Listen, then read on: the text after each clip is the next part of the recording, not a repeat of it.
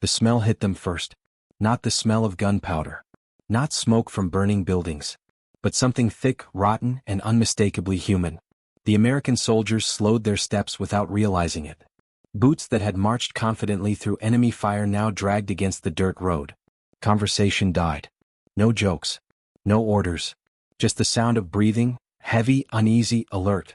Ahead of them stood iron gates crowned with words twisted into cruel mockery. Arbeit macht free.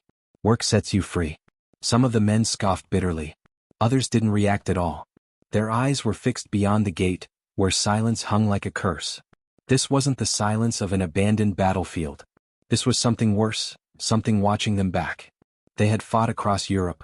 They had seen villages flattened, bodies burned inside tanks, friends torn apart by artillery.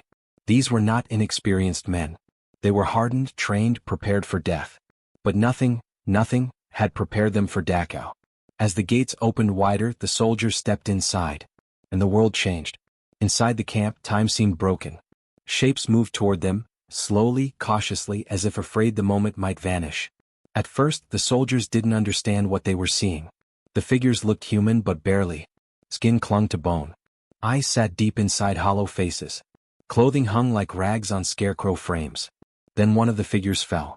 Another followed. Not from gunfire. Not from fear. From weakness. The soldiers froze. Rifles lowered. One man whispered, "Jesus Christ," under his breath. Another turned away and vomited into the dirt. A third stood perfectly still, jaw clenched so tight his teeth ached. This was not a battlefield. This was a graveyard that refused to stay quiet. They moved deeper into the camp, every step heavier than the last. Wooden barracks lined the grounds, their doors hanging open. Inside were bunks stacked high, 3 levels tall, each meant to hold a man. Instead they had held shadows. Blankets were stiff with filth. Floors were coated with grime and waste. The smell inside was unbearable. Bodies lay everywhere. Some were wrapped in thin cloth. Some were naked. Some were piled together as if they were nothing more than discarded supplies. Flies covered them. Rats moved freely among them. One soldier knelt beside a body and checked for a pulse out of instinct. There was none. Nearby, a prisoner watched him. The man's eyes widened, not with hope but confusion, as if he had forgotten what kindness looked like. Outside the barracks, more prisoners gathered. They did not cheer. They did not shout. Many did not even smile. Liberation for them was too sudden, too fragile. They had learned that hope could be punished. An American medic approached a prisoner and offered him food. The prisoner stared at it for a long moment. Then he shook his head. He had forgotten how to eat. The soldiers began to realize something terrifying. These people were not just starving. They were broken. As they advanced further, they reached the rail line. That was where the last piece of innocence died. A train sat on the tracks, boxcars stretching farther than the eye could see.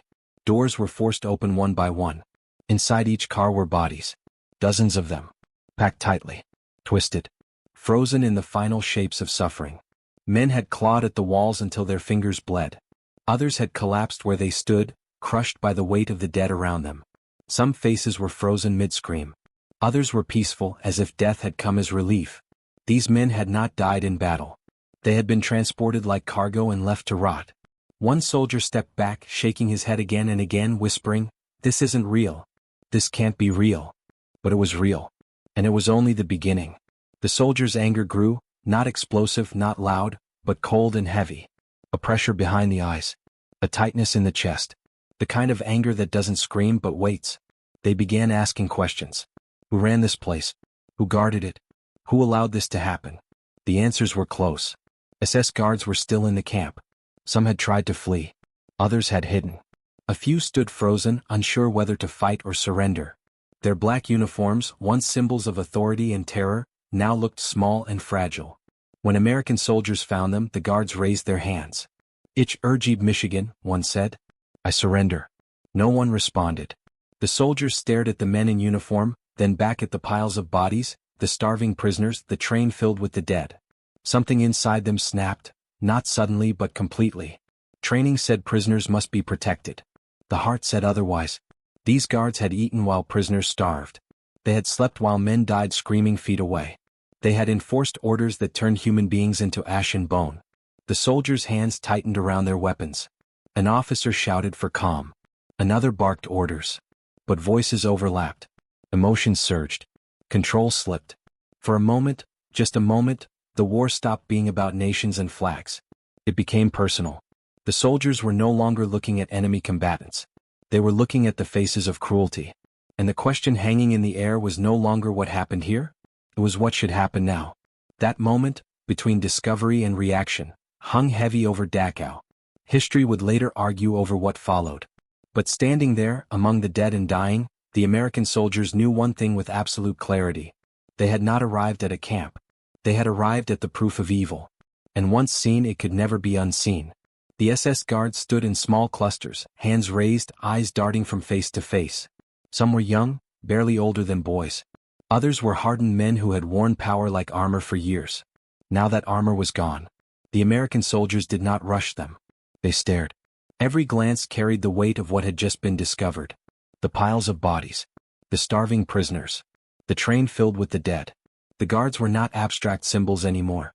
They were flesh and blood men standing at the center of it all. One soldier broke the silence. "Where were you when they died?" The guard didn't answer. He swallowed hard. Another soldier stepped forward, pointing past the fence toward the boxcars. "You see that train? You load it?" Still no answer. Language barriers mattered less than truth in that moment. Everyone understood what was being asked. Everyone understood what was being avoided. An officer ordered the guards to be moved to a holding area. His voice was sharp, professional, desperate to restore structure. The guards were marched away under armed watch. But the soldiers followed. They couldn't stop themselves. Every step the guards took felt wrong. Too normal. Too calm. As if they were just prisoners of war, equal participants in a conflict between armies. But Dachau was not a battlefield. It was a crime scene on a scale the human mind struggled to accept. As the guards were herded into an open yard near a wall, tension thickened. Soldiers crowded around. Some shouted. Some demanded answers. Others said nothing at all, their faces pale, eyes burning. One guard tried to explain. He said he was only a cook. Another claimed he had never harmed anyone. A third insisted he had been transferred recently. The words fell flat. Because the camp itself was the answer. A nearby prisoner watched the scene unfold. His eyes were sunken, his body frail, but his gaze was sharp. He said something quietly in broken English. "He lies." The soldier closest to him turned. "How do you know?" The prisoner lifted his arm. Numbers were tattooed into his skin. "He was here," he said. "Every day." The guard shook his head violently. No, this is not true." But the prisoner didn't raise his voice. He didn't need to. The evidence was everywhere. The soldier's restraint began to fracture. One fired a shot into the ground, not as a warning but as release. The crack of the rifle echoed across the yard like a signal. Conversation stopped. Every head turned.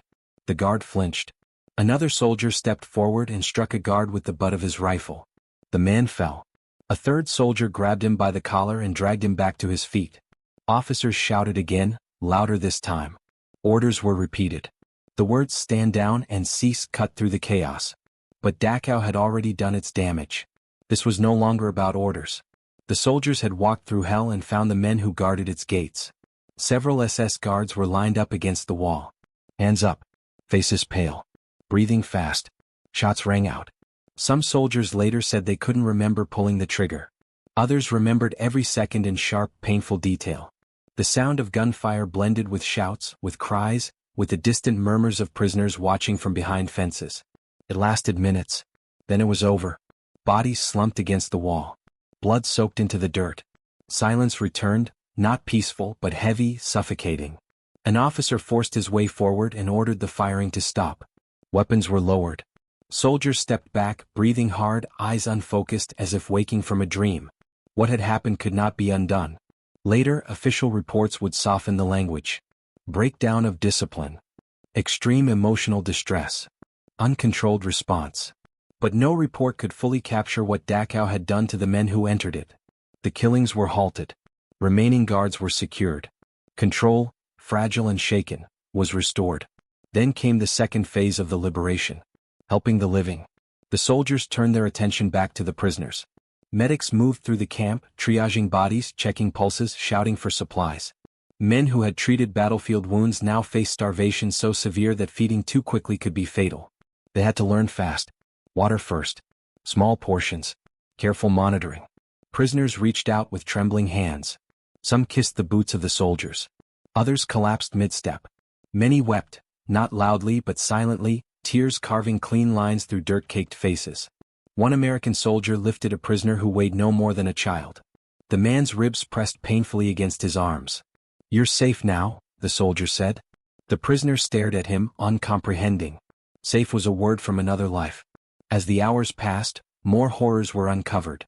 Crematoriums, gas chambers, storage rooms filled with personal belongings, shoes, glasses, hair. Evidence of lives reduced to objects. Every discovery deepened the shock. Some soldiers broke down completely. They sat on the ground and cried without shame. Others grew quiet, withdrawn, their faces hardening into masks. A chaplain walked among them, offering words that felt small against the scale of what had been found. The prisoners told their stories in fragments. Beatings, executions, medical experiments, disease left untreated, punishments for speaking, for looking, for surviving. The guards had enforced it all. As night fell, fires were lit for warmth. Guards were posted. Dachau was secured, but sleep did not come easily. The soldiers lay awake, staring into the darkness, replaying images they could not escape. Some wondered if they had done the right thing. Others knew they would never regret it. The question of justice hung unresolved. In the days that followed, higher command arrived. Investigations began. Statements were taken. Soldiers were questioned about the shootings. The U.S. Army was an institution built on discipline and law. What had happened at Dachau challenged both. Some officers condemned the actions outright. Others quietly understood. No formal charges were ever pursued against the soldiers involved. The war moved on. But Dachau did not. Photographs were taken. Journalists arrived. The world was shown what had been hidden behind barbed wire. Dachau became proof, undeniable, documented, horrifying. For the survivors, liberation was only the beginning of another struggle. Many were too weak to recover. Disease claimed thousands even after freedom arrived. The soldiers stayed as long as they could, helping where possible. Then orders came to move on. As they left, prisoners waved weakly. Some saluted. Some simply watched, unsure how to say goodbye to the men who had ended their nightmare. Years later, veterans would speak of battles and campaigns, but when asked what stayed with them most, many named Dachau. Not the gunfire. Not the fear. But the silence. The silence of men who had been stripped of everything. The silence that followed the shots. The silence that settled into their souls and never fully left. Dachau was liberated in April 1945. But for those who found it, Dachau never truly ended. When the gates of Dachau finally closed behind them, the American soldiers carried more than rifles and orders with them. They carried images that would not fade. For the rest of their lives, many of them would wake in the night smelling decay that wasn't there. They would see faces that had stared at them from behind wire, faces that asked for nothing except to be seen. They would remember the sound of silence inside a place where screams had once lived. Dachau followed them home. Some soldiers tried to forget. They buried the memories beneath work, family, routine. Others spoke about it whenever they could, afraid that silence would allow the truth to slip away. Many never spoke at all, not because they didn't want to but because words felt useless. How do you explain a place where death was organized? How do you describe a system built not just to kill but to erase? The shootings of the SS guards would become a footnote in official histories, mentioned briefly, carefully worded, often softened. Historians would debate legality, discipline, and responsibility. Philosophers would argue morality from the safety of distance. But for the men who stood in that yard, none of those arguments existed in the moment. There was only what they had seen, and what they had felt. They had not come to Dachau seeking revenge. They had not arrived with hatred in their hearts. They were soldiers following orders, expecting resistance, maybe combat. Instead, they found evidence of cruelty so complete it felt inhuman. In that instant, the rules they had lived by collided with the raw reality of suffering. And something gave way. History does not need to justify that moment, but it must understand it. Because Dachau was not an accident of war. It was not chaos. It was planned, organized, maintained, guarded. The men in SS uniforms were not random bystanders. They were the final link in a long chain of decisions that turned ideology into extermination.